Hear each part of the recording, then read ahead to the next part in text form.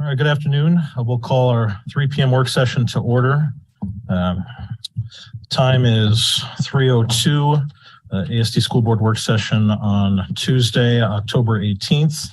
I'm going to ask Amanda to call the roll, please.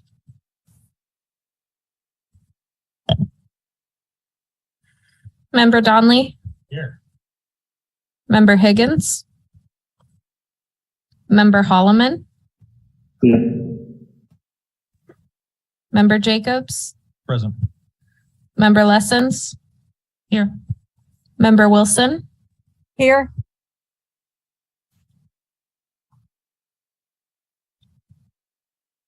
Thank you, Amanda. First up on our agenda is board requests for information FIs.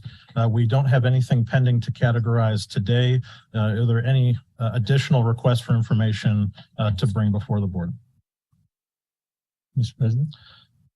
Member Donnelly. I'm very interested in an update on our busing situation. I've gotten some phone calls and it's looking like there's a lot of misinformation being given out.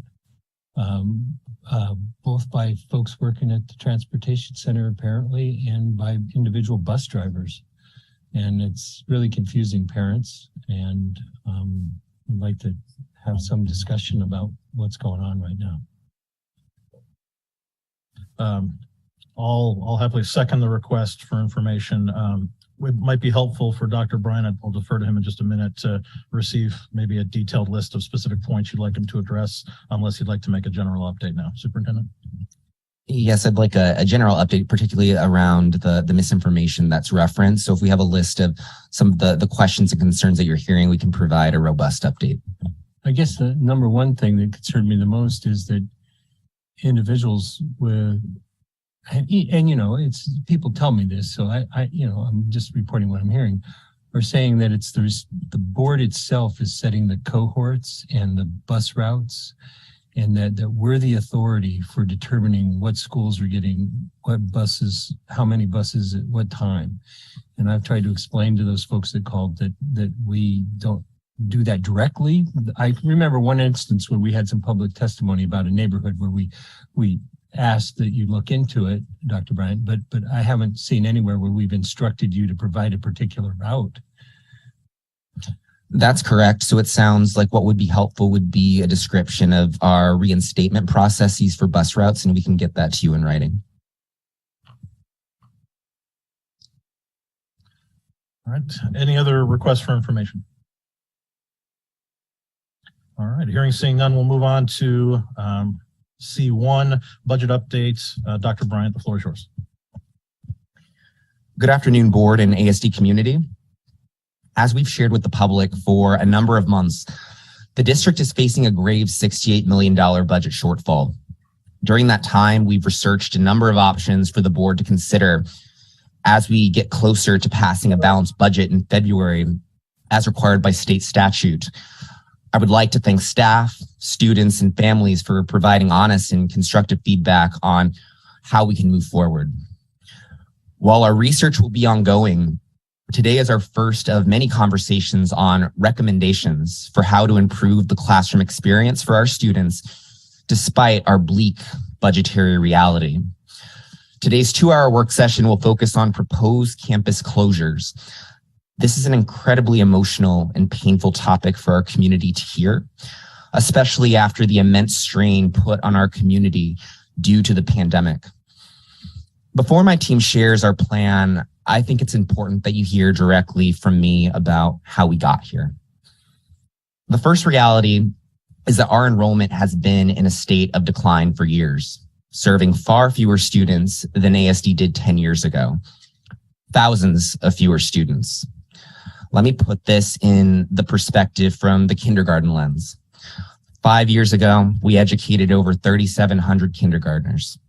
Today, we educate 20% fewer. This type of trend will impact our enrollment for decades. Another sobering statistic. In 2016, Anchorage saw 4,500 newborns. Fast forward to now, there's a 20% decline and growing. It means in the long term, our enrollment numbers will likely continue a steep and steady decline. When student enrollment declines, that has a direct impact on funding from the state and also the student experience. Because a number of our buildings are under capacity, it becomes incredibly challenging to offer the electives and services that a family would expect from their neighborhood school, particularly at the level of need for specialized services continues to grow. Closing a school is not anything the administration takes lightly. Schools are the heartbeat of our community. But we believe that by right-sizing our district, there is a path to improve the quality of education for our students. The second reality that our district has been facing is that it's consistently received insufficient and unstable funding from the state for years, and it's hurting our schools. Even if our enrollment had not declined, a dollar goes much less farther in 2022 than it did in 2017. Think about it like this. How much more expensive is a tank of gas today? What about the cost of housing? What about a gallon of milk? And yet, after 5 years of flat funding, the state of Alaska has only committed to investing an extra $30 per student. Think about the rising cost of bus fuel, roof repairs, and maintenance today. The bottom line is that when Alaska doesn't increase education funding, it's cutting education funding. An influx of federal COVID relief dollars provided a false sense of security. The reality is our schools are being underfunded, and it was never addressed by the state. And that's why we're here. Campus closures and consolidations are one small piece of the grim path forward. Additional difficult decisions are on the horizon going into December so that a balanced budget is passed by February. In a few moments, we'll present the specifics of our proposal, but we also want our community to know that final school closure decisions won't be finalized until December.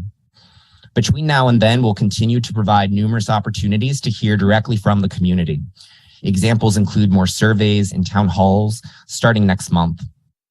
I encourage the community to join the discussion and be part of the solution. Ask your legislators and current candidates to share their views on education funding. What are their priorities? Collectively, we can advocate for sensible reform that will ensure an adequate education for our students. And with that, I'll pass the mic to my team. Good afternoon. If you'll switch to the next slide, we've shown this before, and it really just depicts that in August of 2016, when school started, that first day of school, they received the same amount of funding per student through the foundation formula as we received in August 12th, 2022. And that's what every year when the budgets were passed, and they said that they fully funded education, that's what it meant. It meant we fully fund education at the level of August 2016. You can see on this slide, the red line does depict inflationary costs for those years. There was a downturn in FY20 where we actually did have negative inflation for a period of months. And you can see underneath that the structural deficit really started in fiscal year 18 or August of 2017, and it's grown since. The state did provide one-time funding in FY19, 20, and again this year, a small amount.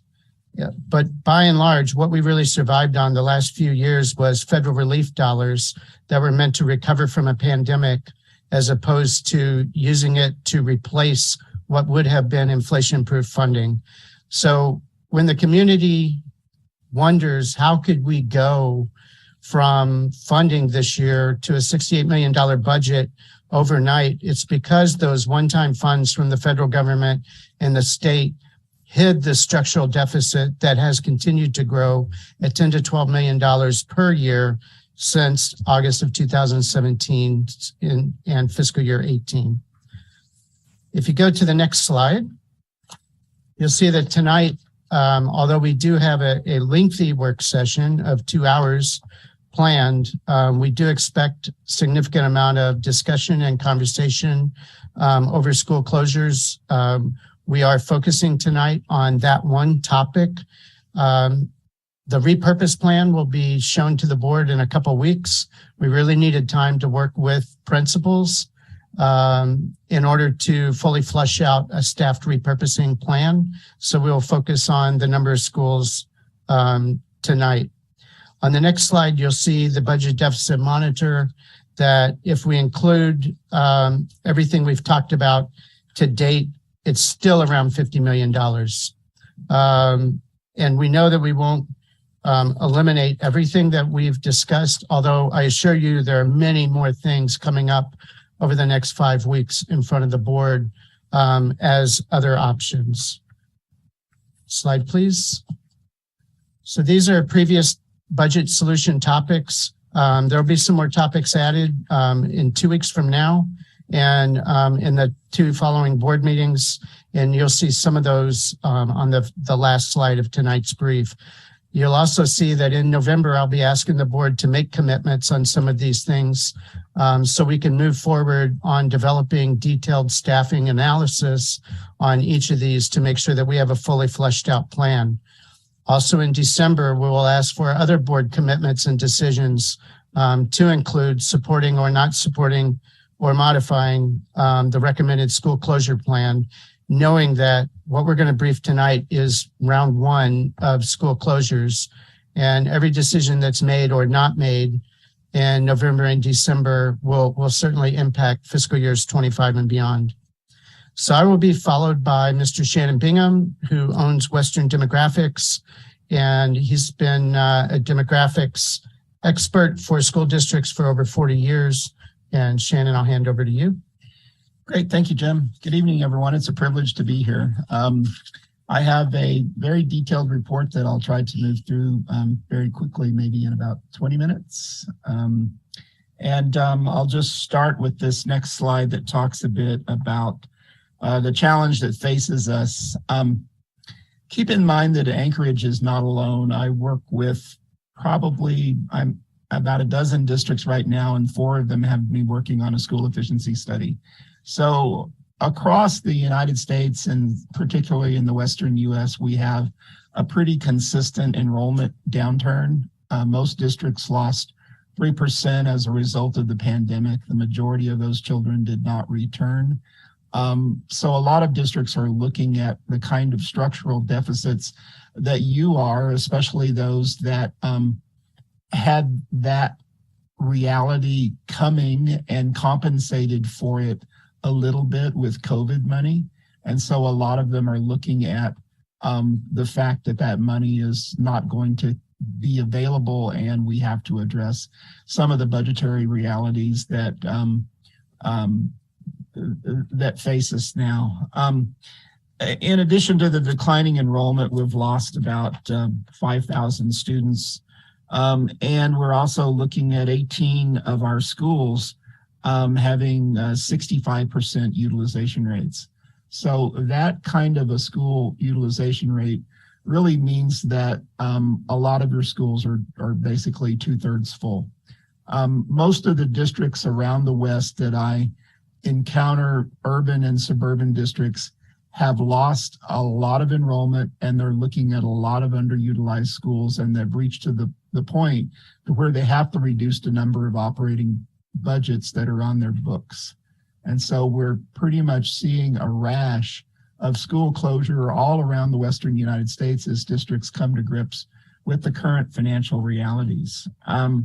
Special services staff have really been spread thin as we've gotten into these smaller operating units at every building, and not just in Anchorage, but across the West, where we're looking at schools running at about 2/3 of how they were designed to run, and running with faculty requirements for student needs that haven't changed as enrollment has declined. The proximity of the buildings to each other and where the teachers have to travel to in order to cover specialized student needs also haven't changed. Especially in Alaska, where a lot of our buildings tend to be broadly distributed. When you have a lot of low utilization in buildings, you have a lot of circuit riders going out to provide fairly specialized services. Level of service and efficiency has been what districts have tried to do. Is there a way for us to continue to do what we have always done, deliver the same level of service to children using fewer buildings? Is there a way that we can compensate for our enrollment decline by operating fewer facilities? So that's been one of the central things that districts have asked themselves. So the issue becomes, should we consolidate small adjacent programs into a single larger school that would make sense to serve a larger area?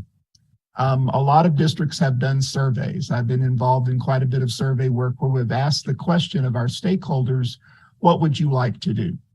And here in ASD, we did do a survey where we ascertained that our stakeholders prefer us to consolidate buildings over eliminating programs, followed by raising class sizes. That's the same set of alternatives that every district is asking their stakeholders as far as what would you like to do? They're asking that question. And the answer has been fairly consistent that most stakeholders in districts are looking at the overall district need. They are considering the fact that we would like to continue to do business as far as what the child is experiencing in the classroom as consistently as we can over time. And so that has resulted in a lot of districts exploring a package of solutions that almost always includes a little bit of all three of those things. But the thing that we want to explore first is usually school combinations.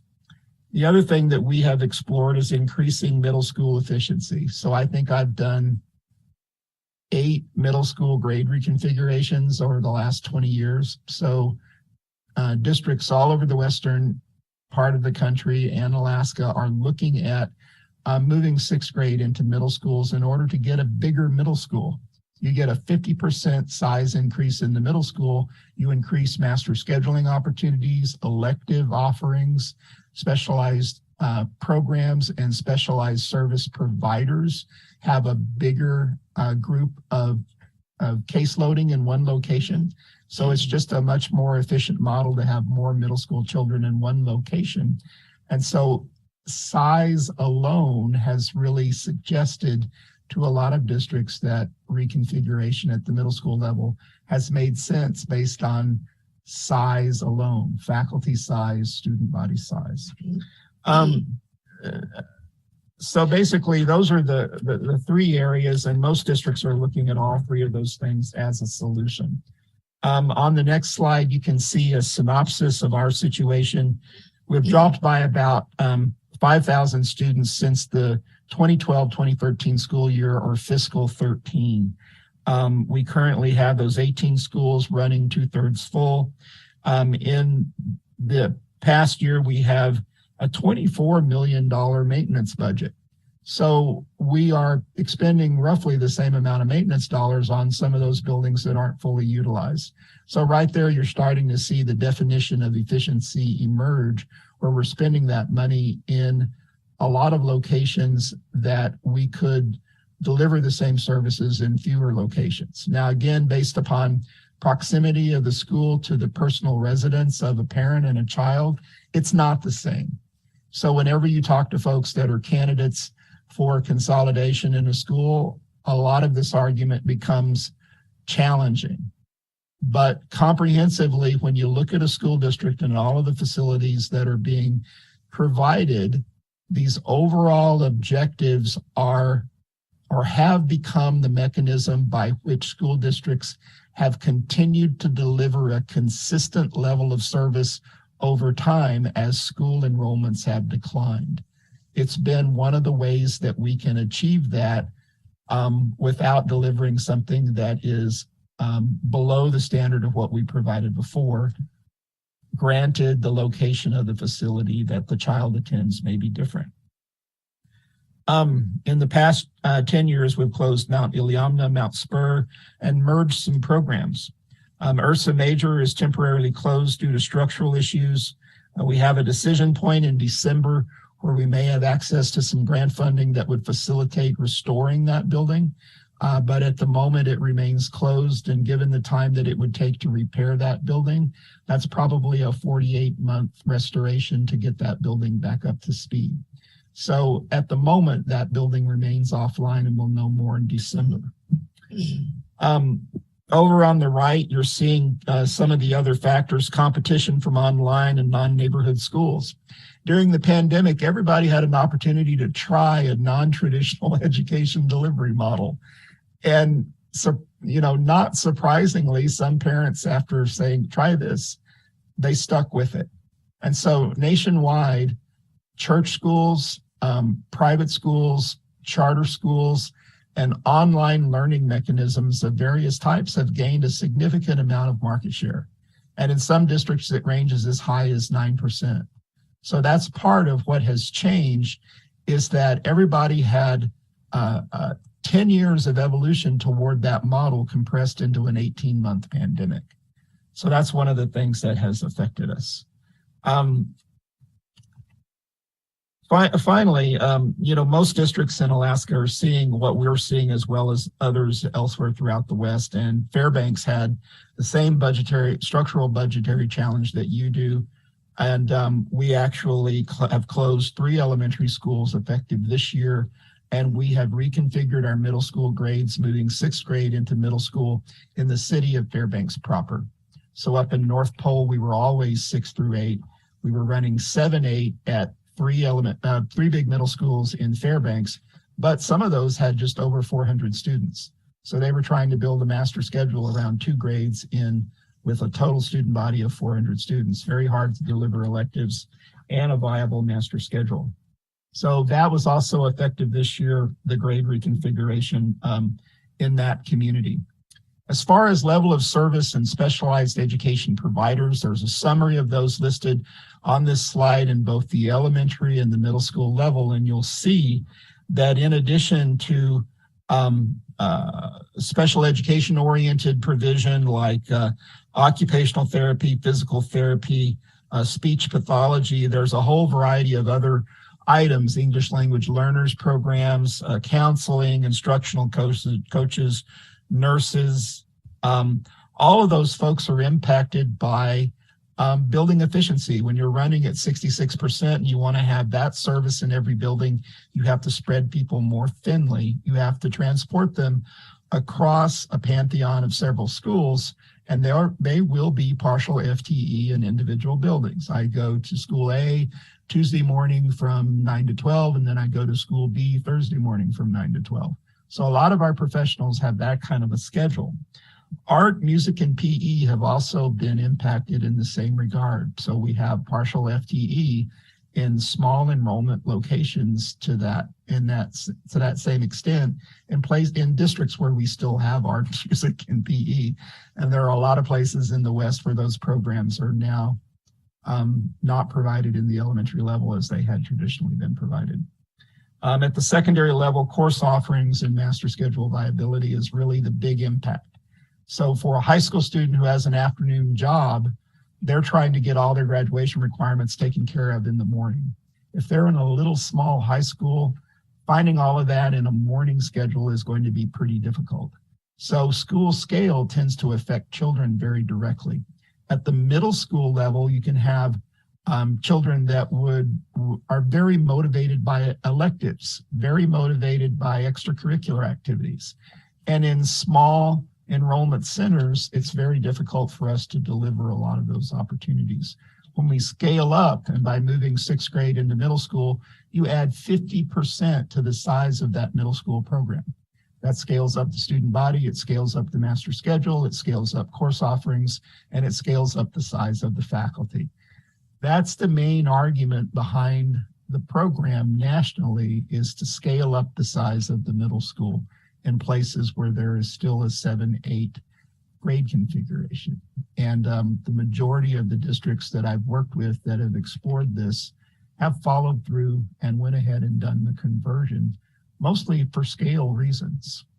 There are some other things. We have the same amount of special services that are necessary at the secondary level, middle school, that I identified in elementary. And keep in mind that ASD schools are requiring more of these special services now, or in the last 15 years, than we did when I first started my career. When I was designing schools in 1986, we did an admin office and maybe a couple of offices for the psychologist and the OT and PT, and that was it. And now when I design a building, there's a small group instructional room for ELL. There are 2 conference rooms for special education staffing. There's a self-contained classroom for autistic kids. There are 5 offices for itinerant specialists of various types. And there are 38% of the average Western US faculty is non-classroom based instructional. And when you have that many people that are needing a place to work, the school is going to look different. When a school is underutilized and you have to spread that many people around in order for them to serve their caseload, the human resources implications of that become complicated as well. That's another argument for larger schools, both at the elementary level and at the middle school level. The process for school efficiency is basically modeling. You look at multiple groups of schools where you have the scale and the budgetary outcomes that could be beneficial to a group of children. Usually you're looking at 2 adjacent schools that could be combined into 1. It's just that simple. There is a national effective practice of looking at major arterial street squares or blocks and trying to make sure you have 1 school inside of that kind of a block.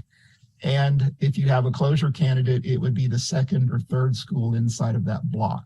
So when I say a block, I mean something bounded by Northern Lights, Boniface, Tudor. I mean streets that are 5-lane or 7-lane major arterial streets, meaning 2 lanes in each direction plus a center left turn lane. When you have a minor arterial street, that's just a 2-lane road. And generally those are less used for school boundaries, but they can be daunting from a pedestrian standpoint. But most districts that are falling back and trying to be as efficient as they can, the final fallback is inside of the major arterial street box. And so the idea there becomes 1 school in the box. And so when we look at candidates, from a city planning standpoint, that kind of trumps a couple of things because transportation has become such a limitation for everybody. I'm working with 5 districts right now that have 40 unfulfilled routes. So we have to have an option to where it's not 1,000% required that we be able to bus a child to school with inside some of those arterial street boxes. So that's why that box becomes more and more important as transportation becomes more and more difficult for districts to deliver. Special education students' needs are always carefully considered. We're in the process of doing a regional study of 6 schools that we would be proposing as closure candidates to make sure that we have adequate, highly qualified teachers, adequate case loadings in the immediate area for special education students, because in some of our recommendations, we are unable to accommodate everybody in the destination building. So that's one of the things that we're looking at is how do we come up with an effective special education placement for those children. Stakeholder participation, engagement is always important. This is a process of discovery. So as we go along, we learn something from everybody. We learn something from our elementary folks. We learn something from our special ed folks. We go out, we learn something from principals. We learn something from individual parents. I have actually adopted boundary new school activation proposals and modified school closure proposals based on parent input, or recommended a parent suggested alternative in a couple places. You always learn from networking with parents and faculty as well. So we have a stakeholder involvement process that involves our faculties. The process of identifying candidates, again, adjacent pairs, staffing service levels, how are we going to continue to deliver the level of service that we delivered before in the new configuration? So that's what we're trying to do, is look at Who will be the special education teacher for this group of students? Who will be the gen ed teacher? How will we address children with vision and hearing impairments, et cetera, et cetera. So we're looking at those sorts of things. Criteria, you can see we're looking at schools that are declining. We're looking at boundaries. We're looking at schools that are adjacent to each other, where a combined result would continue to be an effective education environment for those children. We're looking at transportation, pedestrian issues, and future growth. As far as our declining overall enrollment forecast situation, I'm forecasting that will decline by about 2% per year. We will continue to see those kind of numbers. This is similar to what districts all over the West are seeing. So we're just producing fewer and fewer babies every year. And, you know, human history has had those kind of cycles. I mean, it's not just, you know, something that will last forever, but as you look at, you know, the evolution of families over time, it has changed. And we're in a very definite down cycle, and it's not just Anchorage. We are not alone. So basically, we're expecting an overall population decline. We have a waning housing market. Last week, there were 55 new homes for sale on Zillow, whereas 5 years ago, when I was here last, there were 400 or 500. So that's kind of a different situation. We're looking at less new housing, smaller family sizes, lower birth rates, and that expanding non-neighborhood school market that I mentioned before. As far as births in the Anchorage municipality, you can see on this graphic that our annual newborn count has declined by about 20%, about 800 babies per year. For moms that physically reside in the district, we've declined by about 800 per year. Those cohorts are going to survive into kindergarten and first grade and second grade. So that's kind of why we look at births as an indicator, because it's a harbinger of the future. On the next slide, you can see that this has been happening to us for about 8 years. So you can see in this graph that shows the difference in grade size between grades in 2017 and grades in 2022, that we're down about 300 to 500 in each grade in grades K through 7. So the blue bars show 2017 grade size, the red bars show 2022 grade size, and you can see that those smaller grades are why our schools are underutilized, why we have fewer children to work with, and those cohorts are moving into the middle school grades, and we'll be down 700 or 800 middle school children in 5 years, maybe more. So we'll have fewer middle school children then as well, and then they'll go on into high school. Anchorage was a very well-designed community back when we had 3 children per household. So you can see in this image of Northeast Anchorage, we have tightly clustered schools across this 11 square mile portion of the district. And you can see that the majority of those schools are probably running at about 65%. So this is one area where we would look to that major arterial street grid and figure out a way to try to become more efficient in this area. And in this area, we're actually proposing 2 consolidations, and any other consolidations that we propose are very well distributed throughout the district. So if everybody wants to take a nice deep breath, I'm about to show you what the candidates that we are recommending at this point would be, that we would go forward with stakeholder involvement and process a stakeholder conversation with faculty and parents on the following 6 schools. So here is that slide. You can see that we are proposing in alphabetical order. Abbott Loop would be the closing school, and the destination school would be Cassoon for children that live north of East 88th Avenue. And for children that live south of East 88th Avenue, those children would attend Trailside Elementary School. For Birchwood ABC, we would assign the Birchwood ABC General Ed children to Homestead. And the special education self-contained students would be assigned to Fire Lake.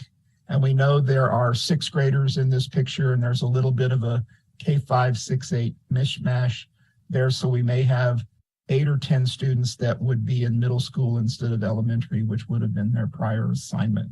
But those are special education self-contained students that would go to Fire Lake because we have plenty of room, highly qualified teachers, and we see that as the best way to reaccommodate that case loading. At CLAT, we are proposing that the area immediately around CLAT, meaning south of Minnesota Drive, be assigned to Ocean View, and that the Diamond Estates Mobile Home Park, which is north of Minnesota Drive, be assigned to Campbell STEM. Now that community is an extreme outlier from the rest of the CLAT attendance area. They would be closer to Campbell. They would have the opportunity to participate in that STEM program. And that is a suggestion to get those students a little bit closer to a school. At Nunaca Valley, we are proposing that the children who were east of Boniface be assigned to Chester Valley, and that the students that are west of Boniface be assigned to Russian Jack. So we would be dividing that student body about 60-40. At Northwood, we would be assigning those students to Lake Hood. We would be making some minor adjustments with the Lake Hood boundary in the area of Milky Way Drive, where we would possibly transfer some students to Turnagain. We would want to look at the feasibility of that, transportation and pedestrian issues, but that would be one way where we could more effectively distribute that enrollment. Finally, at Wonder Park, we are proposing placing those students into Willowa, and it would be the general education students predominantly, and we would make Willowa a gen ed centric school, and we would probably redistribute a large percentage of the self-contained special education children in that building to other buildings in the regional area. And we're studying teachers and case loadings in that area in order to make sure that we could do a really good job of that. But from a capacity standpoint, Willowa would have a resource room features, and we would explore putting the majority of the self-contained students in adjacent buildings. So those are the 6 that we include in what we call round 1. We don't know what your thoughts are on the middle school issue. That would become part of a round 2, along with some further consideration of other elementary schools in the district that we might want to consider for combinations. We have the town halls coming up that we have identified the dates of November 2nd, November 3rd, November 14th, November 16th, November 21st, and November 22nd. We're offering those dates to the 6 elementary schools to pick by a first, second, and third preference. And then we'll do a lottery for dates that are jointly selected by schools, and some sort of a coin toss if we have any conflicts. But we will do a tailored town hall for these schools, and we will do a faculty meeting at 4 p.m. or just after release, and then we will do a parent meeting from 6:30 to 7:30 that will be in-person meetings where the special education staff, the elementary directors, the transportation staff will be able to answer detailed questions that parents may have regarding their child's education and path forward. And we would also duplicate those meetings with a virtual opportunity that would happen after the in-person meeting, so that families that are unable to attend that night or would like to have the opportunity for virtual participation would have that opportunity available to them. Again, we'll be refining our facts. This is all a process of discovery and listening, and we want to have as much of an opportunity to collect that information as possible. So that's my presentation. I will pass the floor back over to Jim for his concluding remarks. Okay, if you look at the budget deficit monitor, the one thing that really will stand out that is if we were to close these 6 elementary schools, there is a monetary value associated with it, and it's in the $3.5 to $4 million range, depending on further analysis for new bus requirements or special staff at those schools in order to bring those students in, potential plans for capital needs, especially when you start seeing the repurposed plan 2 weeks from now. Some of those ideas may come with an initial cost to modify that building for whether you were going to do something like a centralized program where you took all of these disparate like items and put them in one place, or if it's charter schools, or if we were to close and move the Ed Center into a building as a repurposed plan. Those things might all come with some capital costs.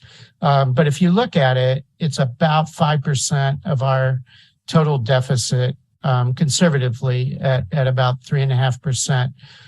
But there's a number of things we've already brought up that don't reach more than 5% of the total deficit. And I'm aware of the foundation formula and how by design, the state provides more funding for smaller schools. But the reality is the more the staff has worked with each other on this and looked at the 6 schools that Shannon just briefed, it is at least equal or more important to be able to provide that level of service that you simply can't do with schools that are anywhere from 65 to 50% capacity. The numbers of specialists required to support that school might actually be the exact same number of specialists required for a school that's at 75% or 80% capacity, just because of the way IEPs work out. And so there are a lot of efficiencies gained. We started the school year, 7 nurses short, 12 schools without cafeteria managers.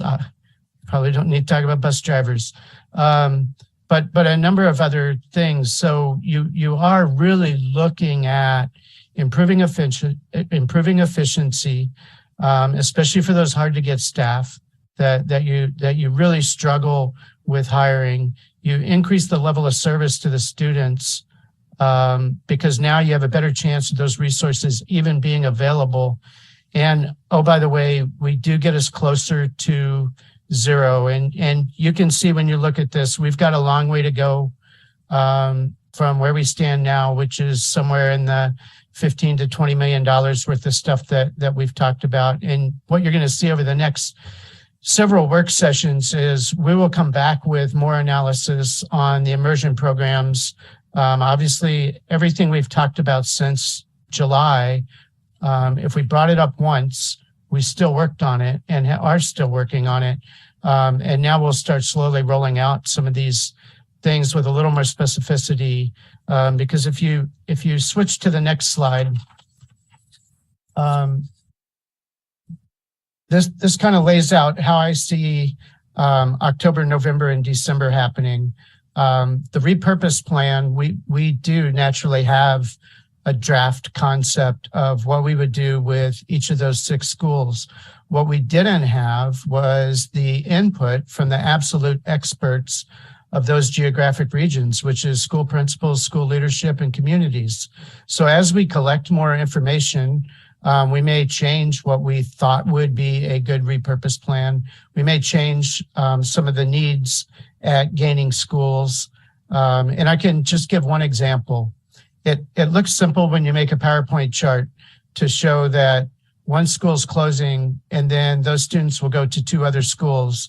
But on one of those specifically, in order to make room, in order to make those students fit going to the new school, we have to move pre-K programs and some special service programs out of that school into a different school in order to make room for those students. But then as you start doing all of those machinations of different possibilities, then you start realizing that things like a pre-K academy might make sense, where you can put multiple pre-K classrooms or that you might need available at that school. So we have a lot of staff work to do with not just the families, but certainly the school leadership at each of those sites. And it's not just the 6 closing schools, it's all of those other sites for receiving those students. They know the trails behind those schools better than anybody else. So our traffic patterns, all of these things that we have drafted out and have in concept form will be fleshed out over the next 4 to 6 weeks. Shannon talked to you a little bit about the town halls and surveys. I think MJ, I don't know if you have anything to add on the town halls. No, thanks, Jim.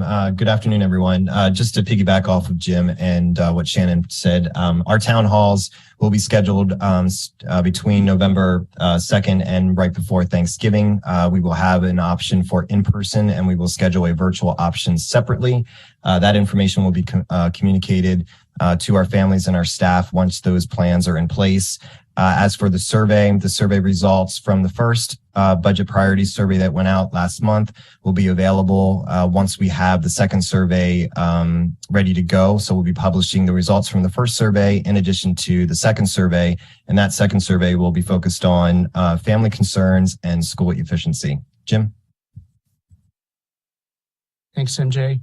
So at the conclusion of this brief tonight, we will have briefed the school board 7 times as we worked our way from the initial budget deficit projection up until this meeting, plus 3 additional finance meetings where we also talked about the fiscal year 24 budget and working plans. When you look at this particular chart, please note that underneath November, where I put school board guidance and I put several different topics of that we will bring up for discussion, we realize we owe you more information for you to be able to commit to something and to make decisions. But we have a lot of decisions to go. The only one that's been made so far is the one-time $16 million funds to preserve until next year. So if you look in November, we are going to ask the board to raise hands and commit to 6th grade to middle school, the middle school model. Because if we can't commit to the middle school model changing, then it's not cost savings. In fact, costs more to move 6th grade from elementary to middle school. If you don't change the middle school model and you don't move 6th grade to middle school, then round 2 would likely include a middle school potentially for the Ed Center or some other repurposed program, because we know that the middle schools are going to have in the next few years significant numbers of decline. So we do, in order to focus staff efforts, need to make some commitments in November. And many of these have domino effects to multiple other decisions. So I appreciate that normally the school board would make decisions over a 4-week period in the month of February. But in order to build a budget out in January, I think we've had enough public information provided. We certainly will have by November. And we've had opportunity for feedback. So that one will be there. We'll also be talking to you about metrics-based staffing at schools. We'll brief you on a follow-up on the immersion program and outsourcing sports. Outsourcing sports takes 2 to 3 years to be able to pull off, but we're going to need some commitment from the school board that they're okay with investing in staff efforts to be able to move towards the future, because we don't know what fiscal year 25 is going to look like. We don't know that the legislature will improve education funding, or if, again, in June, the governor and the legislative leadership stand up and say, we signed the budget and we fully funded education, and everyone in this room will know that they fully funded it at the same level of August 12th, first day of school, 2016, but that's not the way it comes out to the public. So that's why there will likely be a round two. Then when you look into November, we'll also be discussing the FY23 bond.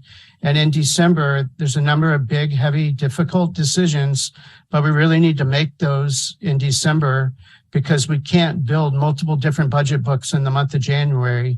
The very first start of figuring out revenue and figuring out the budget for the district is knowing how many schools you have.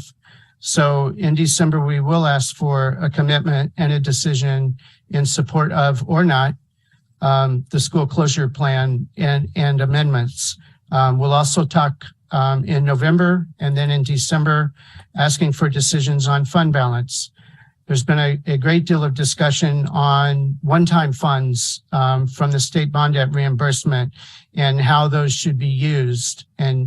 And frankly, I think I recommended very early on to hold off on that decision as long as you could, because you might, in the month of February, decide to use some of those funds to soften the cuts if there's a belief that what is going to happen is there will be additional funding, and then maybe you can take that money back and move it back to capital in May, June timeframe after either the BSA is increased or one-time funds. The first time that we'll have a chance to look at whether we think that might be a valid use of the one-time funds is when the governor produces his budget in mid-December. So I do appreciate why people want to make decisions very early and commit and aggressively move forward. But I also understand that if the budget for the governor isn't going to be released until mid-December, and now you have no backstop, and the legislative session hasn't started, that there's going to be buyer's remorse later in the spring as the legislative session moves forward. We will talk about the Ignite in December because we will need to know by then if the reimagined plan works. The immersion plan that we're very close to having a recommendation on, and of course the administration reductions that we are working on and will continue to work on. We should have those initially for you in the month of November, and naturally we'll discuss those in December. As we look at administrative reductions, I think the board understands. I don't know that the community understands that the most politically acceptable thing to ever cut is administration. But when you cut a person that's doing a function for 90 different schools, that function now gets handed off to 90 different principals. And so we're looking at that to make sure that we don't violate any regulatory compliance issues, that if a reduction is going to be made, that you know the impact of it. In the past, when I first joined the district, when I walked in, there had been many years of administrative cuts. And frankly, in many areas of the district administration, they were broken because the cuts were made and either the requirements to perform that function weren't handed off. And everyone understands why, right? If you find out in February that you're going to lose your job in June, you're going to start looking for a job in February. So now there's no one to transition or right seat ride that task over to someone else. And frankly, when principals get handed more and more on their daily routines, sometimes it just doesn't happen. At some point, it's still one person, no matter how many additional tasks. So we will talk about administration, and I think the board will naturally be in support of any administration reductions. But what we need to know is what's the impact of reducing this and what's the level of risk? Because we aren't going to increase risk unknowingly or on purpose, hopefully, as we're discussing that. Then the very last thing that we'll discuss is people to teacher ratio. And we will not probably ask the board to commit on a PTR increase in the month of December, because in the month of January, We now will have had time to analyze the governor's proposed budget, probably get some feel from who got elected this coming November, and we will accept, we'll make educated guesses as to what we believe the legislature will likely do. And we will be talking to the school board members and folks in Juneau as soon as they open session. So the PTR will be the last one. That'll probably be in January, but we would certainly want school board guidance on how they feel about it. And again, it goes back to the one-time funds. And how early do you commit every dollar you have when you don't know what you're going to wish you had in January? So we're only an hour in, and we've just brought you through 20 PowerPoint charts. So I don't know if the board would like to take a 5-minute break to be able to collect their thoughts and questions, and then we start, or if everybody's ready. Mr. Superintendent, team, it sounds like we can continue on with questions unless your presentation isn't finished. I think we're done talking until the questions come. So I'll start the conversation. I wanted to thank Dr. Bryan as well as Mr. Bingham for the detailed information and the effort that's gotten us this far. I wanted to close the loop on something I was hoping for administration to address now, since it didn't come up earlier. We've talked about the things that we have control over versus including PTR, having to reduce sports programs, things like Ignite or immersion programs.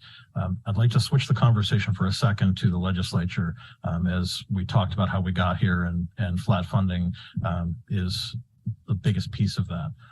What would be required of the Alaska legislature if we drew a roadmap for someone who's new to Juneau? What would it look like to ask someone new to the House or Senate to take action to reverse course on where things are headed in some of these conversations, or is it even possible at this point? And yeah, helpful clarification there. Thank you.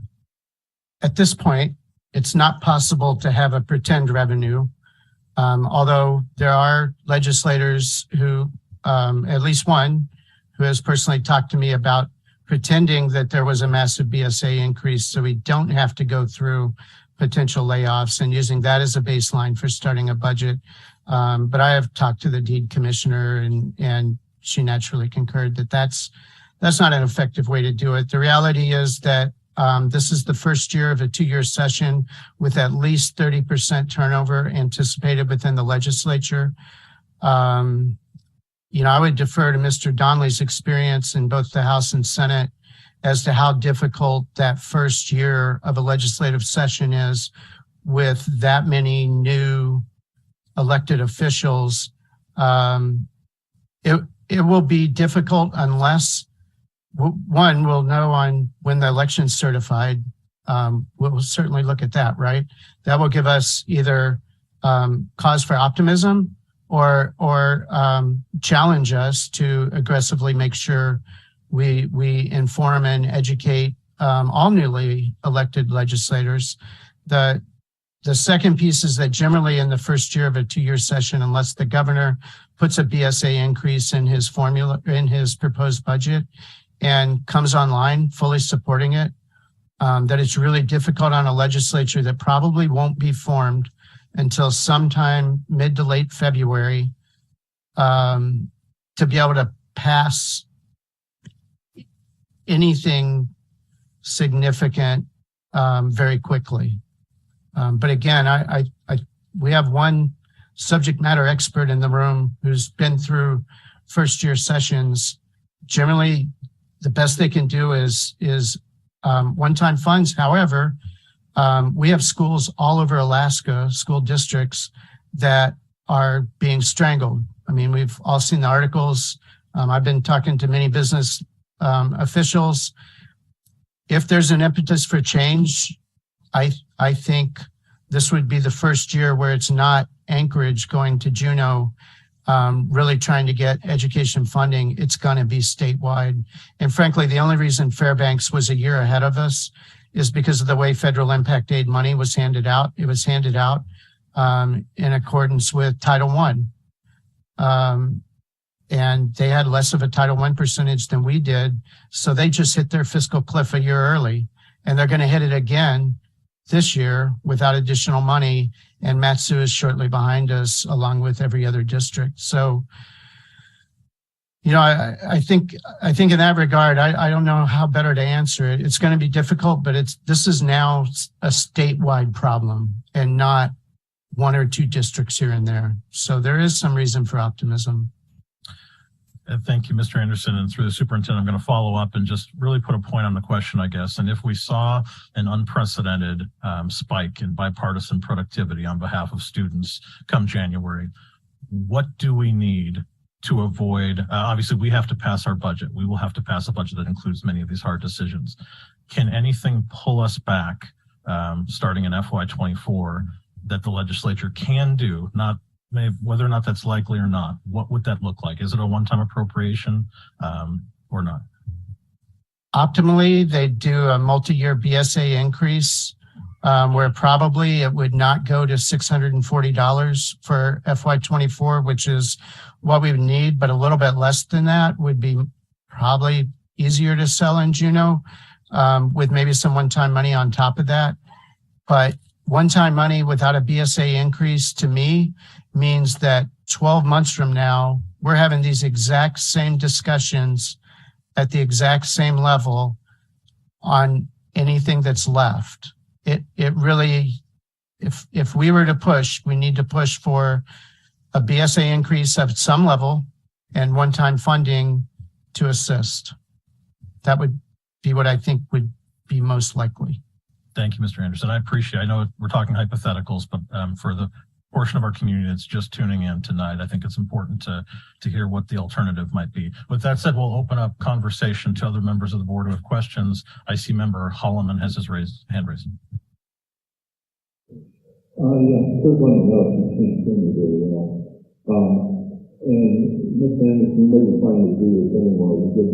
Member Holloman, your audio is fairly garbled and we're not able to hear you. I'm going to give you a minute to address that, maybe test your Zoom settings, and we'll come back to you. I understand President Bellamy has her hand up. Thank you, Mr. Chair. So I have just a couple of clarifying questions. I noticed on the slide where you had the schools listed, the proposed schools listed for closure. What is that number in the percentage? Is that the percentage of occupancy? That's their utilization percentage at 92%. And because Clat's such a small school, none of the other schools could fit into Clat if they were reduced. But if you close Clat, you could put them into the two much larger schools. And we did have a very intentional plan to take care of Diamond Estates. They were traveling more than 2 miles to go to school, and they were one of the most disenfranchised groups of students. And we knew we needed to take care of that group. It wasn't the bus crisis. If it did one good thing, it helped raise an issue on that group of students that we needed to do better. Thank you. And can I have a follow-up, Mr. Chair? Yes, Madam President. So, and I thank you for that, Jim, because my question really did have to do with, my next question has to do with boundaries. Are we going to be adjusting, because like with Diamond Estates, not only do the elementary kids have to travel, so do the high school and middle school kids, the high school kids. They live like within 5 miles of, 2 miles of Diamond High School, yet we bus them 7 miles to south. Are we looking at those kinds of scenarios? Yes, we are. And it would have some, it would be affected by whether or not you choose to implement middle school grade reconfiguration. If we make some changes to how many students are going to fill into the middle schools, I would be looking at a limited district-wide set of adjustments to make everything work. But the feeder assignment of Diamond Estates would be something we would want to consider as we look at transferring it to Campbell STEM. So we would be looking at what would its middle and high school assignment be. And then as we understand what our enrollment effect would be of moving 6th grade in the middle school, what do we need to do to right size the middle schools?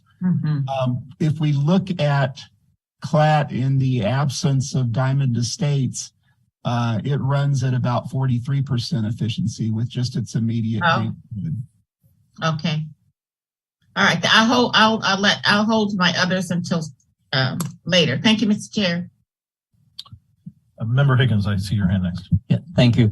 One of the considerations I always wanted to include is the impact of the charter schools. They're in buildings that are not safe for an earthquake relative to our schools. There are kids.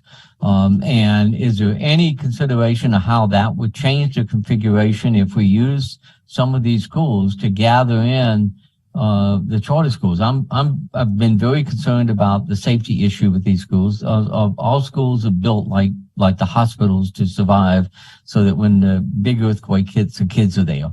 The charter schools are not built that way. They look like strip malls in some cases, and they're just not there. But if we've got capacity, the state legislature passed something a while ago that said if there's space available, we have to make it available. But there's also the provision with charter schools. They have to follow all policies, all directions. They get to do the curriculum, but we can have some area in here for safety for these kids and utilizing this XX space.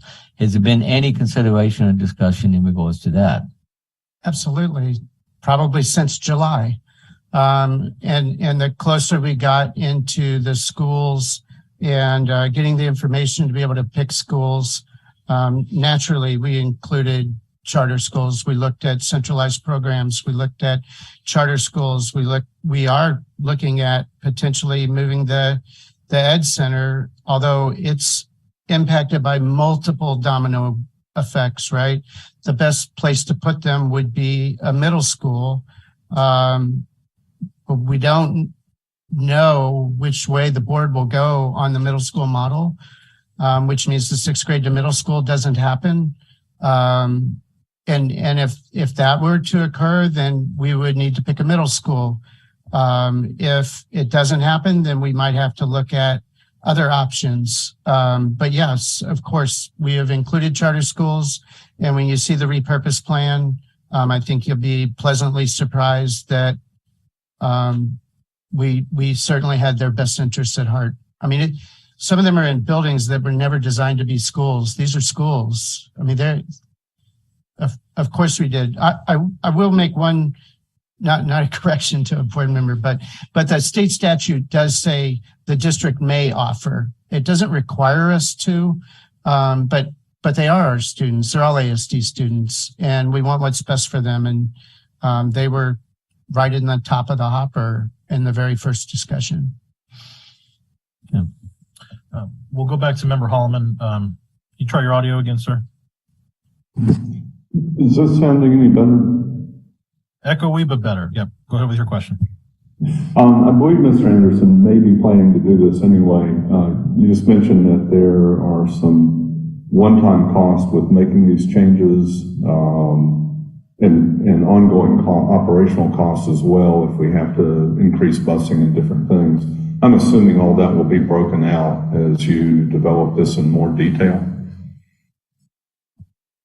Yes, I think Member Holloman, I think you'll see more information and more detail on those other programs. What I would say about closing schools and running an efficiency model and trying to focus on the level of service at schools really does mean that the one-time funding doesn't apply as much to whether we should or should not close some schools.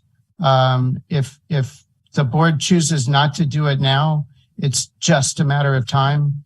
It will just continue coming up. I mean, right now, 18 schools under 65% capacity. Next year, at a 2% decline in enrollment, it's only going to be more. And at some point, what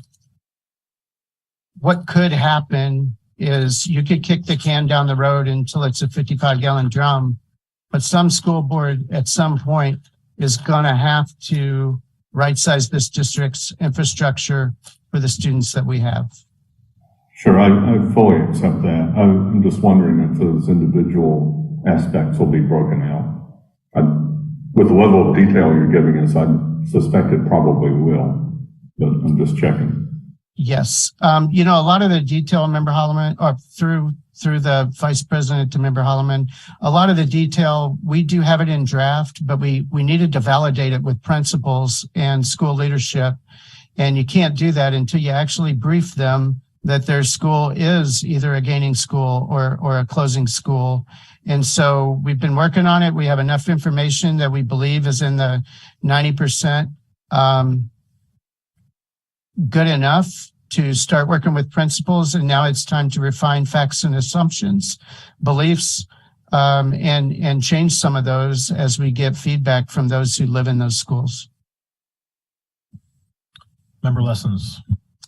Yeah, I have a number of items. I think one of the things that I'm hoping I'll see as we move forward is that we have 6 potential schools that are closing and 10 or so receiving schools. It occurs to me that part of the public conversations may need to involve the receiving schools and principals and communities, especially if those schools are going to be losing things like a pre-K program, or I don't know, just having what will the ripple effect be at those schools? So I would want to see them supported in some way and have a venue for their questions to be answered. So that wasn't really my question. That was just something that occurred to me. I think one of the questions that I'm really mulling over is how will these proposed school closures impact our student outcomes? And I'm thinking that I think 5 of these 6 schools are title schools. Some of the schools that they would be moved to are also title schools, which receive additional funding to deal with those needs. And some of the schools are not title schools and lack those additional funding and resources. So for a student who is receiving the additional resources that they may be receiving the additional resources that they need at that title school, if they are moved to a different school, how will this all play out in terms of student outcomes? We have these outcome monitoring conversations, and do we have a sense of what that will look like? So this is Mark, Deputy Superintendent. So I'm going to take a stab at a couple of those. The first question you asked about the receiving schools. When the town hall meetings are held, the invites will, in addition, go out to, after we get those dates chosen, receiving schools will also be given the invite to those meetings so that they can come and hear how those decisions might affect their school. So I think that one's covered. The question about student outcomes is an interesting one. Until we actually do the combinations and look at what the Title I dollar enrollments are, we won't know the exact amount. But I think it's conceivable to say that when you double the size of your staff and they become, when half our students are title, some of those schools where the bulk of those students would go would get more resources and available funds that principal then can use. But I wanted to point out, we spent a lot of time this evening talking about efficiencies. We've talked about maintenance costs. We've talked about, enrollment numbers and capacity. But I want to point out some of the instructional efficiencies, which I think may get at your student outcome question. The first thing, when you go from a 1-section school to a 3-section school, first thing that happens is you would, in all likelihood, reduce the number of combination classrooms in the district. One of the little known side effects to student outcomes is when you take a teacher who's not trained in multi-age classrooms, such as a Montessori teacher or someone else, you suddenly say to them, hey, we had 30 new kids show up on the day before school starts. You now teach 2nd and 3rd grade. And that teacher, without the training, there is an impact on that instructional capacity of those teachers. Second thing, staffing and sub shortages. When you have 3 sections of 3rd grade, your likelihood of covering staff shortages and substitute teachers and support the sub and so on, it goes up because there's more capacity. The third thing, onboarding new teachers. When you have 3 teachers per section, as an elementary principal, I had a 4 and 5 section school. So I always had a key veteran, top-notch teacher at each grade level who could help those new teachers as they onboard and support them and say, here's how this works. I will help you, and so on. So there are onboarding of new teachers that helps. I mentioned the grade level leadership piece of the teachers. Another one is not well known is that when you have 3 sections of 3rd grade, your opportunities to do what a lot of the principals call walk to read or walk to math goes up. So if I have a group of 3rd grade math students who are exceptional, I can have one teacher volunteer and maybe accelerate and push those students with upper level math pieces, and another one might be doing more remedial work. So there's a lot more opportunities to walk to where your instructional levels are to support those. And one more I want to mention is that you've all heard the term WIN groups, what I need, which is the reading term that's being used for how we take students who are struggling in reading and get them into a group where we can work on those gaps in their reading skills. And the more of those teachers you have available at 3rd grade, the more opportunities you have for those WIN groups, more teacher capacities in the school. So while we spend a lot of time talking about capacity from a finance perspective, I want to point out that part of the reason to ideally get the efficient size of the school is to also improve these things, which I think are prerequisites to student outcomes. So I think that over time, we'll have more capacity instructionally. Okay, I'm going to check in with Member Donnelly and Member Wilson to see if they have questions. Thank you, Mr. President. So one of the fundamental data points we're utilizing for these decisions is the occupancy ratios of these schools. My understanding is at some point in the past, the ASD went away from the state, the Department of Education's standards for occupancy and adopted its own. Is there a difference between the state standards and the ASD standard? I could also respond to that. I did a little analysis where I compared the two based on the national standard capacity model that I use. There was only a difference of about 500 students in the aggregate.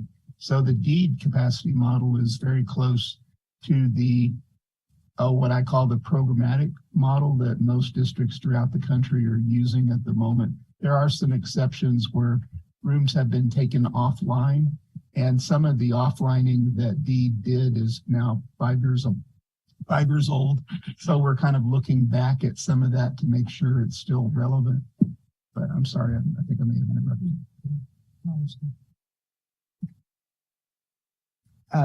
To the Vice President, Member Donnelly, I'm not aware of any programmatic changes that were made in the past several years where ASD adopted its own capacity to supplant that of DEED. Yeah, I've been advised it occurred around 2012. Okay. Do you have information that may have been specific to a site or programmatically? Programmatic. It was a programmatic change. I don't believe any of us are aware of that. Yeah. Thank you. So, as you were looking at doing your work, you noticed a distinction though between the state standards for occupancy and the district standards?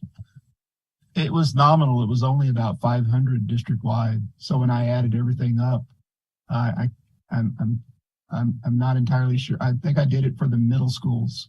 I was looking at the DEED model and the model that is recommended by the Council of Education Facility Planners International, which is the standards agency that all the US and Canadian districts use. And I used their calculation rubric, and I came within about 500 of what DEED was recommending for the middle schools.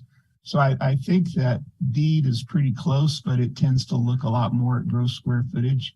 And if you have a building that has a lot of common space, a lot of times those buildings are rated a little bit higher than they really kind of should be, because there is a lot of common space that gets factored in the DEED's formula, whereas I'm looking at it on a classroom by classroom basis. But at the middle school level, I've seen a 500 seat difference between DEED's model and the CEFPI national standard calculation basis that most of the architects use. And I ran those numbers as we started scratching our heads about what was feasible. for middle school grade reconfiguration and found a difference of about 500 district-wide, which is nominal. Man, you have another question? Good. Thank you. Mr. Anderson, you said one of the fundamental things you need from the board is guidance regarding the middle school model, whether to keep it or to allow it to be the middle schools to go back to the standard for other schools. Without doing that, consolidating, adding more children or students into the middle schools actually would cost us more rather than save us money. Would it be advantageous to you if the board was willing to offer some guidance to you right now? I think on the fly, without the board having time to really communicate it. If one board member wants to provide, that's great. The reason that I wanted to give notice in November and December is we need 4 board members to know which direction they want us to go. When you look at middle schools, again, it's as much about creating more electives and creating better service as it is about the funding. We simply can't. I think most of the board members understand a middle school teacher gets 5 planning periods per week and 5 team meetings per week. Elementary and high school get 5 planning periods per week, and that's it. So that's where the additional cost comes in. For every single teacher, they're 1/7 more almost. So I'm certainly interested in where you want to go. I don't know if the rest of the board is willing to commit tonight. Mr. President, it seems like it's a real key decision for our folks to be able to continue to plan. Is it something we could ask the board if we're ready to give them guidance now rather than a wait letter? So thank you, Member Donnelly. A question for Dr. Bryant. Is the administration asking us for this decision tonight? We planned in November. That was the plan, but I'm not opposed if the board has already talked about this and worked through it. And okay, understood. Yeah, right. Thank you, Mr. So just to clarify, we're not requesting that decision. If a board member wanted to informally share their position, we of course welcome that. Thank you, Dr. Bryant. So thank you, Member Donnelly. At this point, I'm inclined to stick with administration's proposed schedule, knowing that we'll have many more challenging conversations in the work sessions ahead. With that said, Member Wilson, I want to give you. Go ahead and go on the record that I do support doing away with the middle school model, saving the money that way is a first step. Thank you, Member Donnelly. Want to give Member Wilson space to ask a question before we go on to round 2. Thank you.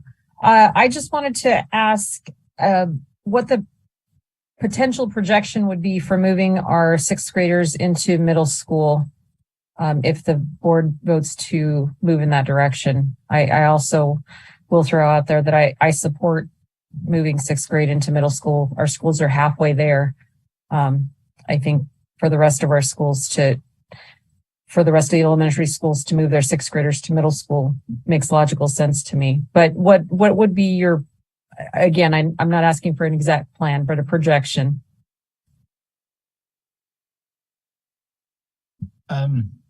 I think that we would be able to accommodate the enrollment over a 36-month period if we did a 3-year phase in and we took our 3 highest utilization buildings last, which are Henchu, Mears, and Romig would be in group 3, and then the other schools would be in earlier groups.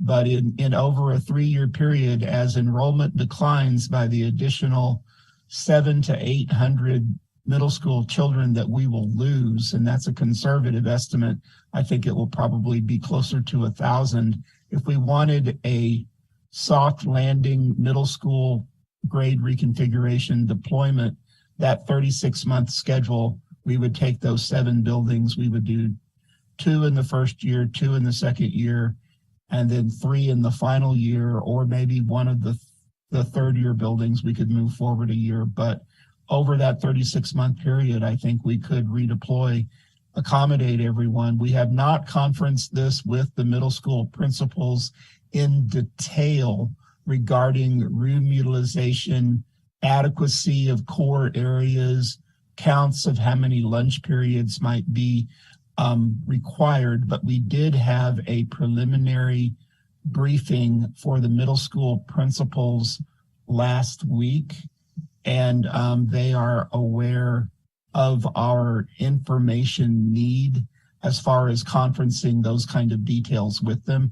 But based on just gen ed seat availability over a 36-month period, I see the ability to accommodate with the seats that we have now over that 36-month period.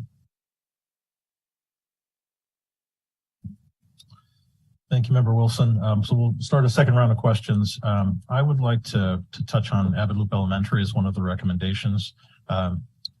Obviously, we'd appropriated money to address a capital improvement there, and that's being suggested that those funds be used for demolition. Could we get more of an explanation as to what the cost benefit analysis was to not trying to repurpose that building like we are the other 5 schools? Thank you. Thank you, President Jacobs. The recommendation there stems from the fact of the amount of capital money that would be needed for Abbott Loop, the size of the building. So this was not just a metric of utilization, but a combination of a significant capital avoidance. And you were right in that the roughly $4 million that had already been appropriated for the fire suppression upgrade would be more than adequate to be used for the demolition of that building. So that would not require any new additional funds. Thank you. We'll go around. I see President Bellamy's hand up. Yes, thank you, Mr. Chair. My question has to do with zone exemptions. I don't know how many of the schools that we are recommending closure for would have significant zone exemptions. And that's one question. If we consider the zone exemptions into these schools. And then have we looked at zone exemptions district-wide as part of this process? Not charter schools, just the people who should go to Nunaka Valley and they zone exempt somewhere else.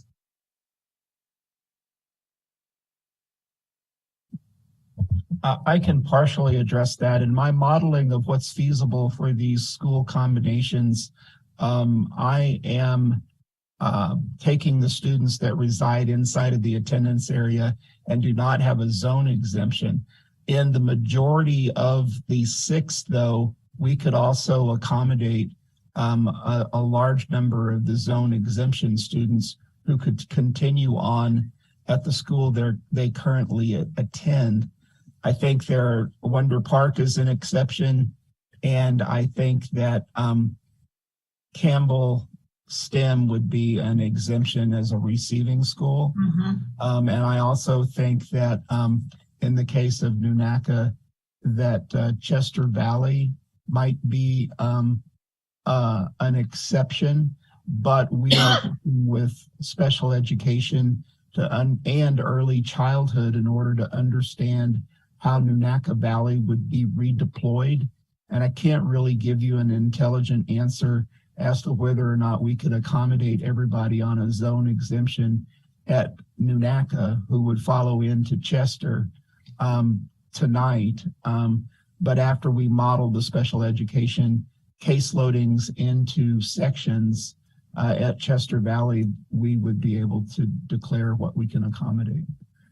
We're working on that information as we speak. We have it, and if we get it before this evening's over, we'll make sure you have it.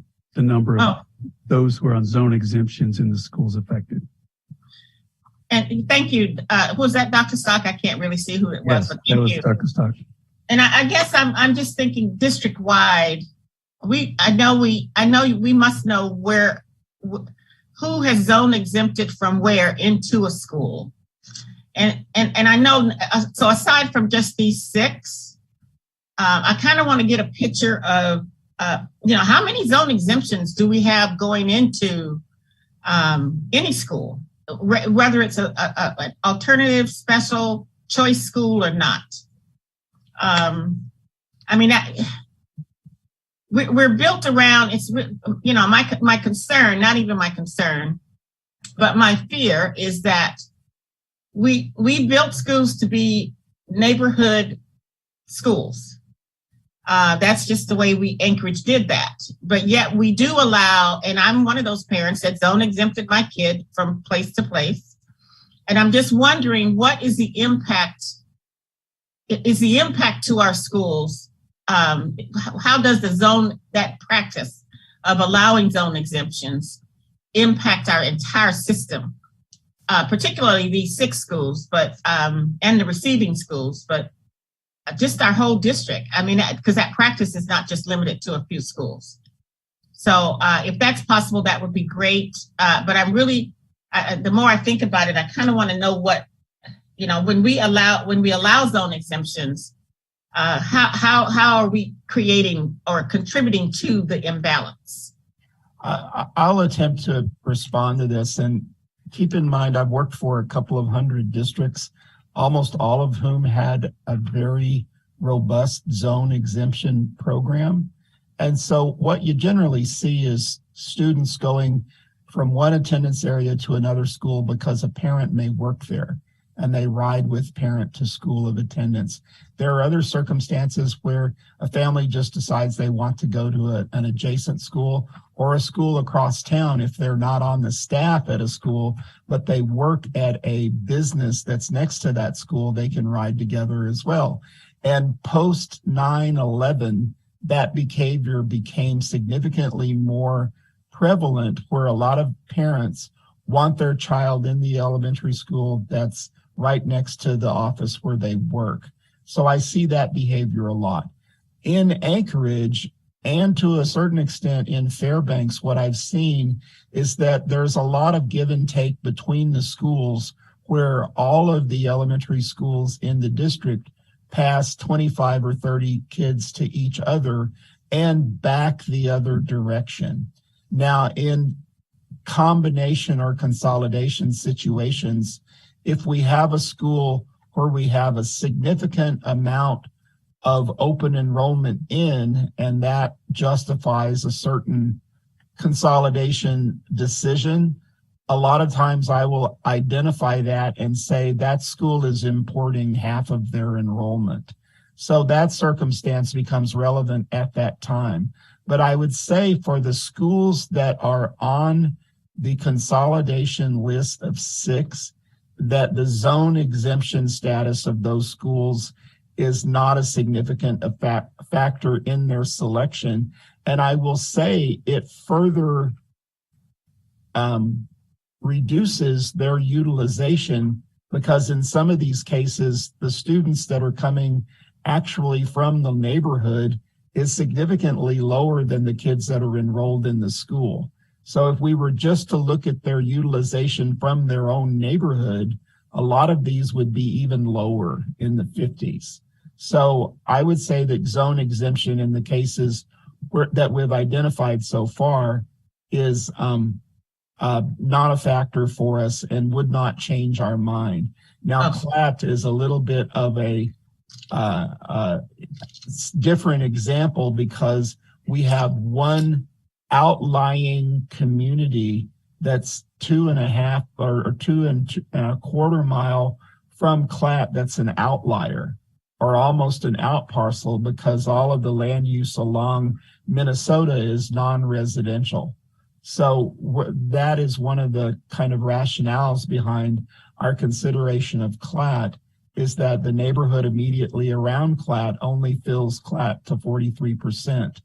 And Diamond Estates, we have a closer school that would be a more convenient location for those children to attend, that we are suggesting as the destination school. Now, that's kind of a hybridized zone exemption observation there. But for the other 5, the zone exemption, if we were to remove those children, they would further decrease the percentage utilization of those schools. I know that's kind of a long-winded answer to your question. No, but that's great. That's great. I appreciate it. And my only other question or comment is I would be interested to hear from the middle school principals on how they see that reimagining middle school might look like. I think to say we're going to cut it is one thing, but if we're going to try to reimagine it or restructure it in some way, I'd want to hear that thinking as well. So thank you. Thank you, President Bellamy. I did have Amanda add your request for zone exemptions by school to our RFI log Thank you. To sort through, I think. Going through our second round, we still have 20 minutes, so we're doing good on time. Member Higgins, and who joined us at 3:26, so my apologies for not mentioning.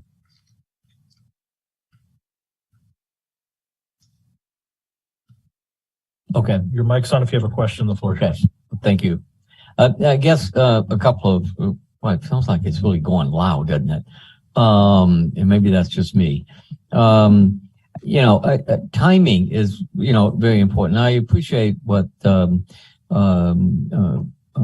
member Lessons made comment about looking at the academic impact. I remember when we went with the middle school model back in the 90s, I remember the issue in early 2012 timeframe, 2014, whatever it was, when they were looking at cutting or eliminating the middle school and all the feedback and information in regards to the impact it's had on dropout rates, graduation rates later, and success all over the place. And I remember all that data out there, and that was a major factor. I'm looking at this, and I guess my question to start with is timing.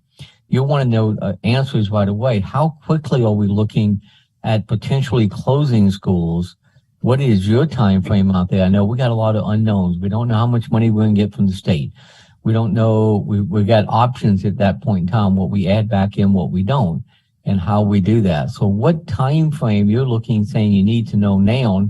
We're looking at the cliff meaning September 24th. So what time frame are we looking at in trying to say we want to start closing schools? Through the vice president, the time frame is the end of this school year for closing schools. When we discuss about middle school and trying to get commitments early on, it's so we can go ahead and now do all the math and all the boundary changes and all the programmatic analysis to move sixth grade to middle school, because as Shannon talked about, this is a 3-phase move on moving sixth grade to middle school. It'll be the ones that are easy first. On that group he talked about of the last 3 on the third year, everybody fits if they keep declining by 2%. And we really need that couple years in there to let those populations decline. So they will be able to receive all 6 grades in their pipeline. So yes, we would expect to close the schools. We're going to close at the end of this year. And the reason we need to know this is because in January, when we build a budget, we're building the budget for next August.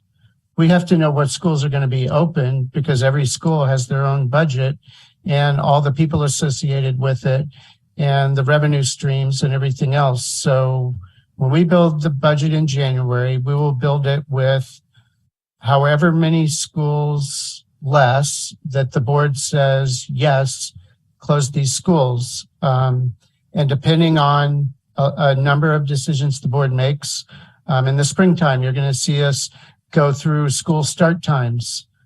We just couldn't pull that off while we're doing this, but we'll go through school start times. And then when we finish school start times, we'll go to round 2 of school closures. And round 2 of school closures is very much dependent upon these other decisions. But everything we can get to be able to make a budget in January for the board, those things that are required decisions in December, that's why. It's not because we want you to pre-decide, because it's not till August, but we have to build a budget with projected student membership in those schools, and we can't do that.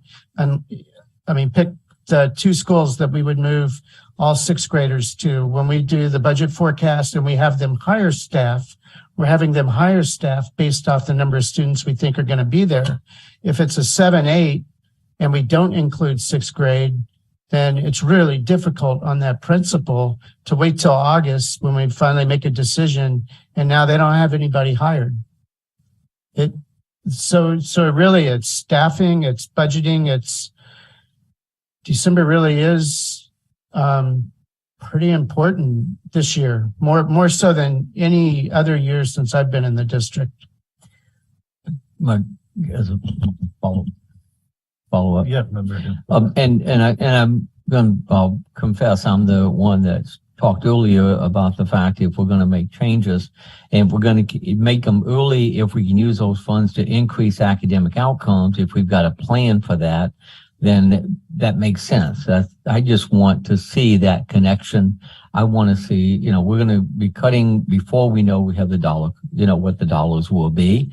We're making plans to disrupt a lot of people in regards to the schools that they've grown accustomed to. And I can tell you the neighborhood schools are popular for those that are going to that.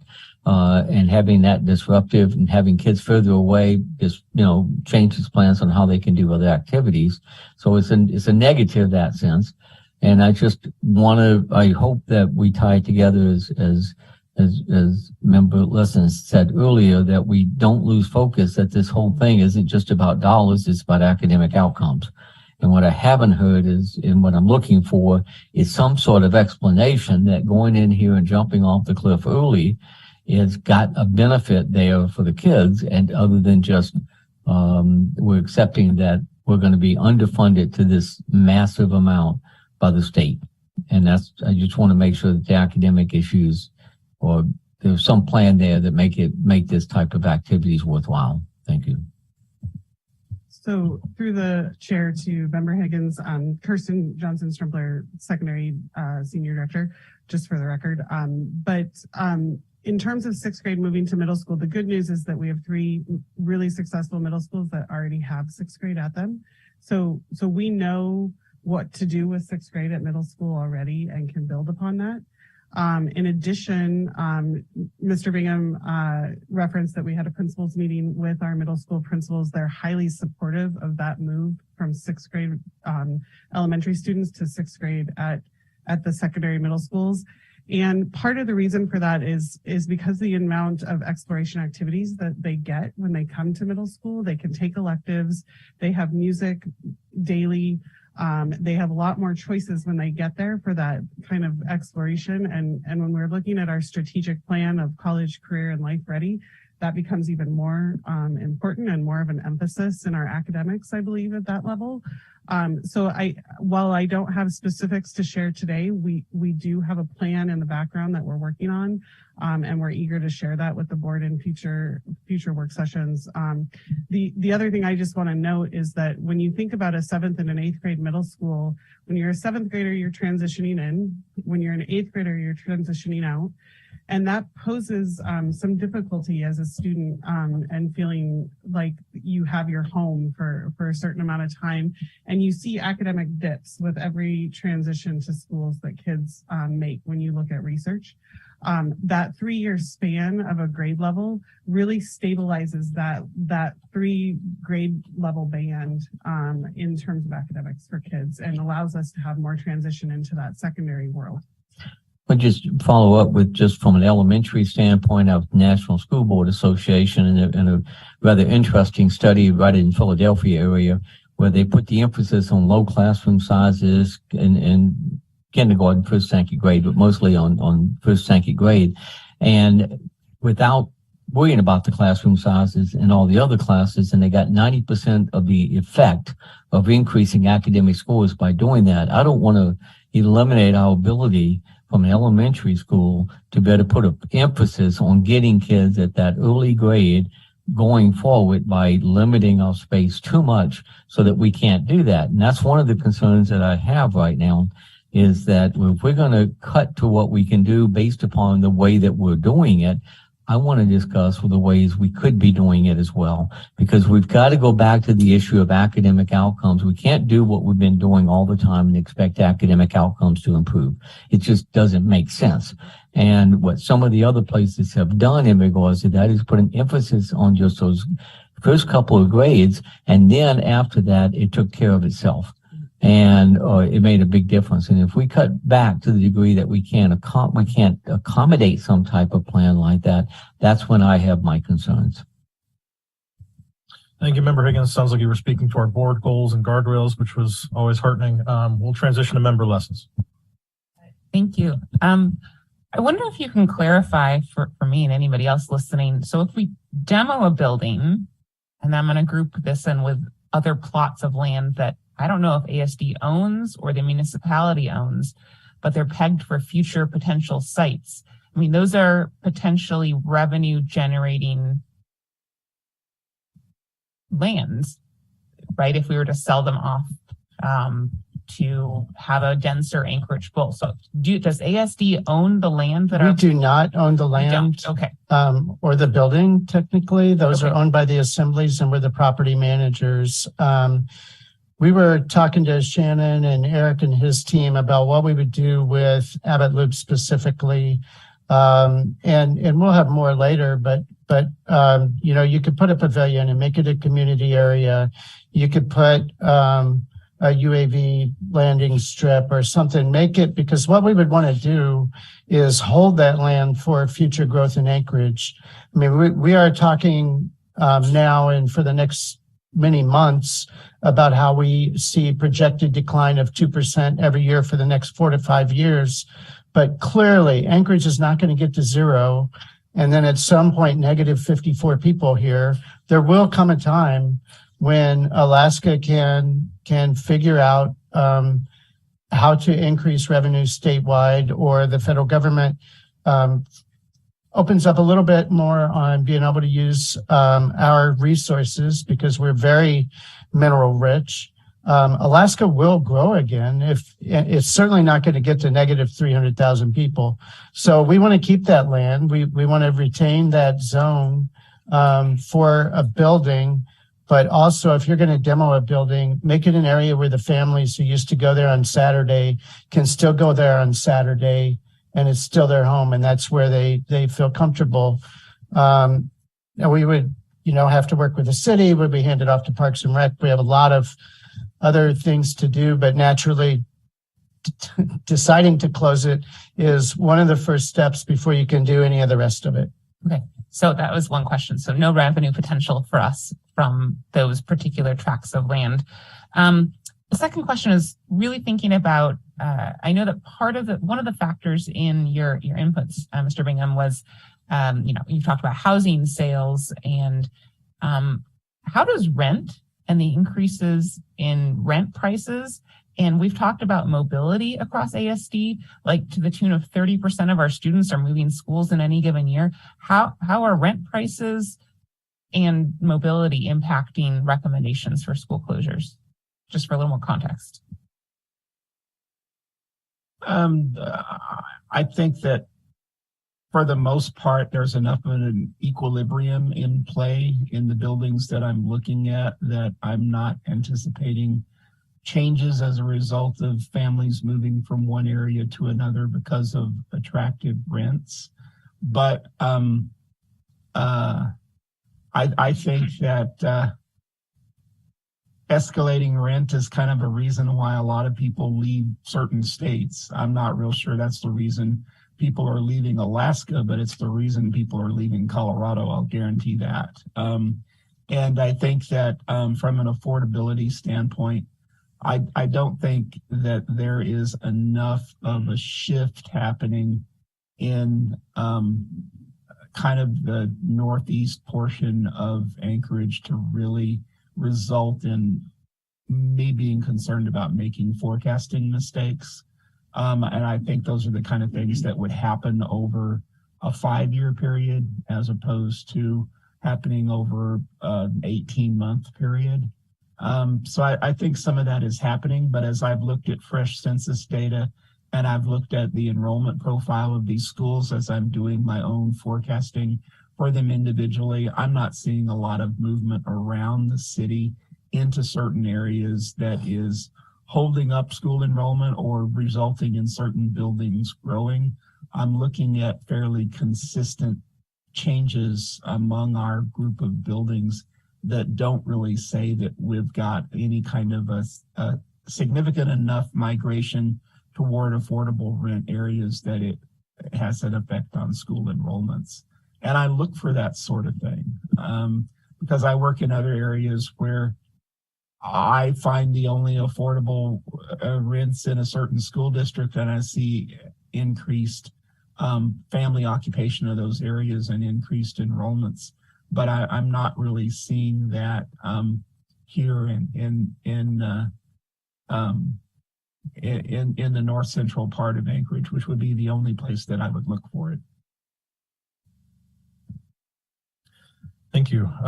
Going to check in with members Holloman and then Wilson before we head back to President Bellamy, who has her hand up. I have nothing right now. Thank you, Member Holloman. Member Wilson, any additional questions? No questions. I just want to thank the administration for all of their work on this. Very, very much appreciated. Thank you, Member Wilson. President Bellamy. Yes, thank you. I also wanted to thank the team and the administration. And I also want to make something really clear. The reason for me, this is not about compromising. I am not willing to compromise our goals and our guardrails or the outcomes for our students, which is why this process is so very important. It's urgent, but I don't want to. So I hear board members asking and being concerned about student outcomes. To me, that's a non-negotiable. We may get at that differently, but it's not. For me, it's a non-negotiable, and so I don't want there to be some some misunderstanding that we're going to compromise our student outcomes because of this $68 million deficit. I think the reason for the process is going to give us inputs so that we can decide how to maintain our focus and make sure our kids get what they need. And then the other question I have, which can go on the RFI, we're downsizing, but we're also in a teacher shortage.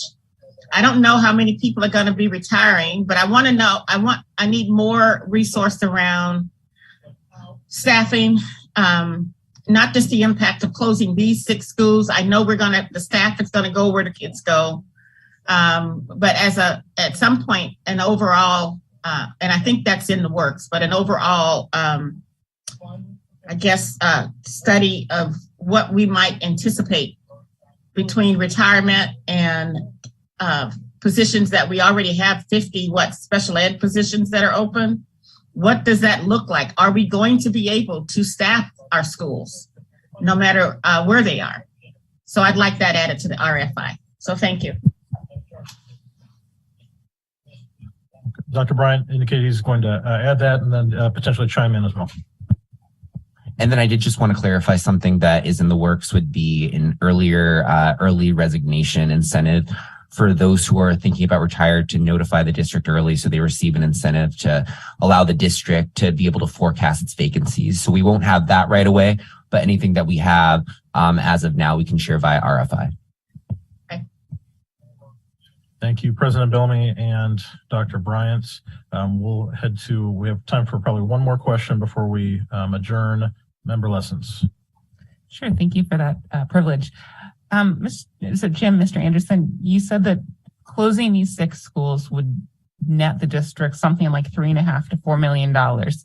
Is that simply but I know that there's a 5-year sort of hold harmless reduction as part of that equation.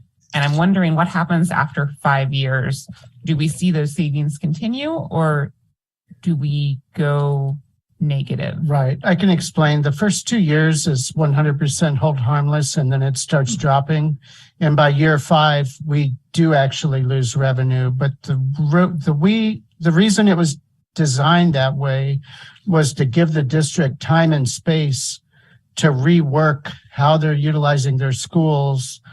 And frankly, if we continue to have a 2% decline for the next 5 years, which is believable based off last year's birth rates, 5 years from now, they will be the kindergarten class that's even smaller than this year's, unless something significant turns around in Anchorage and can draw a lot of younger people with kids.